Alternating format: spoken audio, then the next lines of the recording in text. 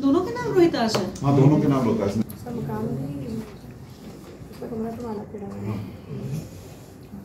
क्या है कैमरा तो नहीं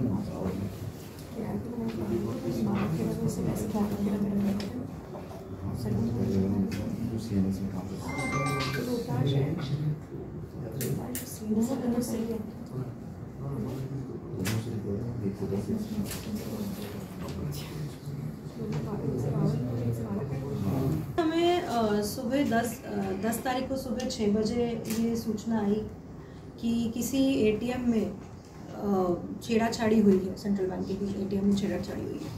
तो फिर जहाँ सेंट्रल बैंक का एटीएम था वहाँ पुलिस पहुँची मौके पर, उनके एम्प्लॉयज़ आए और उनके द्वारा इस चीज़ की पुष्टि की गई कि बिना एटीएम को तोड़े पैसे निकले हैं। और फिर उन्होंने इस बात पहले हमारे को पुष्टि की कि कितने पैसे निकले हैं, तो अराउंड 15 लाख 20,000 रुपये एटीएम से उन्होंने गायब होना पाए। और इसकी एफआईआर उन्होंने 10 तारीख को रामगंज पुलिस थाने में दर्ज करवाई। इसके बाद क्योंकि काफ़ी बड़ा अमाउंट था और ये काफ़ी सीरियस मैटर था, तो सभी सुपरवाइजरी अधिकारियों के सुपरविज़न में टीम गठित की गई और कम से कम हमने 200 सीसीटीवी कैमरे खंगाले और इनके हुलिया से इनकी पहचान की गई। इन्होंने जो जूते पहने हुए थे, जो इनकी बाइक थी, जो इन्होंने हेलमेट पहना हुआ था, दोनों ही जो एक एक्यूज़ एटीएम के अंदर आया था उसकी वीडियो फुटेज में वो हेलमेट पहन कर ही आया था और वो एटीएम से छेड़छाड़ करता हुआ दिखा था। तो जब हमने इनकी हुलिया से क्योंकि एटीएम से छेड़छाड़ हुई थी और कोई तोड़फोड़ नहीं हुई थी, तो इसमें साफ था कि किसी को पासवर्ड पता है। और क्योंकि पासवर्ड पता था तो फिर सबसे पहला शक बैंक के और जो एटीएम में जाके पैसे रिफ़िल करते हैं उनके ऊपर जाता है। तो इस तरह से हमने अपना इन्वेस्टिगेशन लाइन पकड़ी और पूछताछ करते करते हमें एक व्यक्ति पर शक हुआ जो इस कार्य को पहले करता था और उसने कुछ दिन पहले ही रेजिग्नेशन दिया था।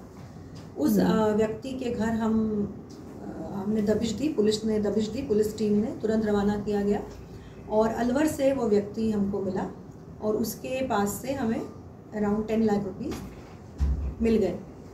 जब हमने उसकी पूछताछ की तो उसने अपने सहयोगी का भी नाम बताया जो हरियाणा का रहने वाला है।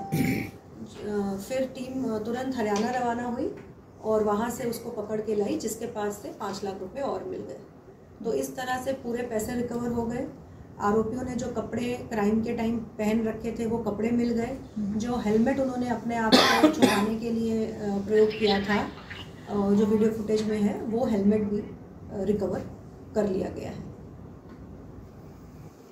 इस एटीएम में ये आदमी जो सीएमएस में जिस कंपनी में काम करता था, तो इस एटीएम पे ये आता जाता रहता था और इसने किसी तरह इस एटीएम का पासवर्ड मतलब चुरा लिया था, तो इस एटीएम का पासवर्ड मिल गया था। और इसमें एक और बात है, बाकी जो एटीएम्स है ना, उसमें क्या होता है कि अगर आप पासवर्ड डालते हो तो आपके मैनेजर के पास ओटीपी जाता है।